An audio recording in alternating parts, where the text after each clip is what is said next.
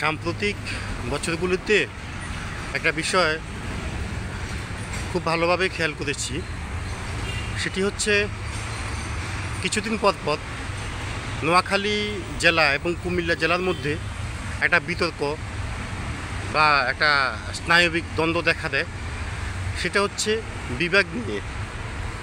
নোয়াখালীর বাসিন্দা, আমিও নোয়াখালীর বাসিন্দা, নোয়াখালীর বাসিন্দারা দাবি করছে নোয়াখালীতে বিভাগ করা হোক, কুমিল্লার লোকজন দাবি করছে কুমিল্লাতে বিভাগ করা হোক।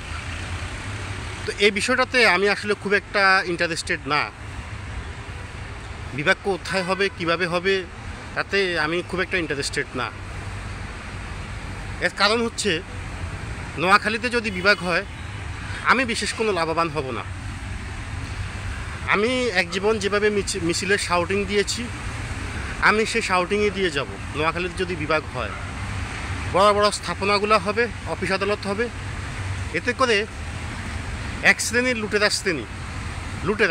লুটেরা, সেটা হোক আওয়ামী লীগের, হোক বিএনপির কিংবা জামায়াতের, এক শ্রেণীর লুটেরা তারা লুটে পুটে খাবে।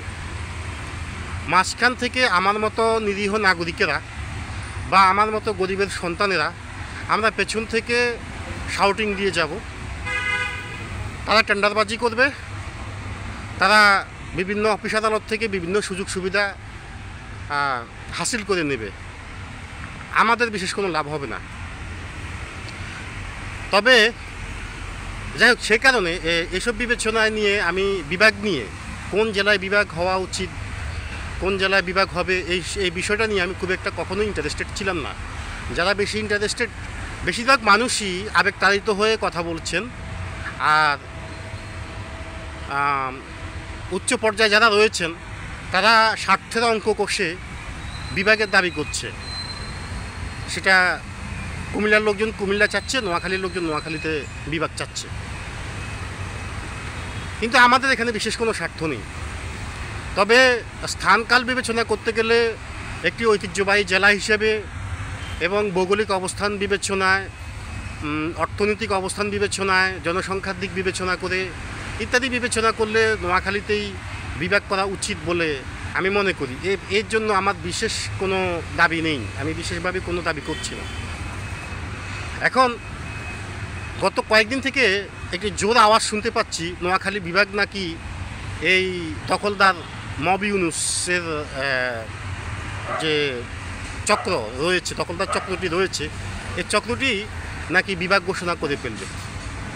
এখন প্রশ্ন হচ্ছে, এই দখলদার মব চক্র, তাদের নিজেদেরই আইনি ভিত্তি নেই। তারা কিভাবে এমন একটি আইনানুগ সিদ্ধান্ত নেবে? তারা কি করে একটি বিভাগ ঘোষণা করলেও সেটি আদৌ সিদ্ধ হবে কি না? কারণ হচ্ছে টুডে অর টুমোরো, 1 বছর পরে হোক, 2 বছর পরে হোক, অথবা 50 বছর পরে হোক, এরা যেভাবে আছে, যদি এই প্রক্রিয়ায় থেকে যায় ক্ষমতায়, এরা অন্য নির্বাচিত কোনো সরকার ক্ষমতায় আসলে, বৈধ সরকার, আমাদের তো অবশ্যই বৈধ সরকার রয়েছে, যদিও সেই সরকারকে ম্যাটিকুলাসলি ডিজাইন করে চক্রান্তমূলকভাবে সেই সরকারকে দেশ থেকে বের করে দেওয়া হয়েছে। আমাদের সেই বৈধ সরকার যদি ফেরত আসে, এই অবৈধ দখলদার চক্রের সকল কর্মকাণ্ড অবৈধ ঘোষণা করা হবে এবং সকলকেই বিচারের মুখোমুখি করা হবে, আইনের মুখোমুখি করা হবে।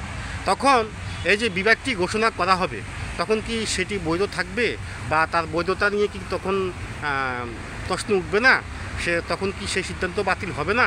এটি বেশ প্রশ্ন সাপেক্ষ ব্যাপার। কিন্তু আবেগতাড়িত হয়ে কথা বললে হবে না, একটু আগপিছ ভেবে কথা বলা উচিত।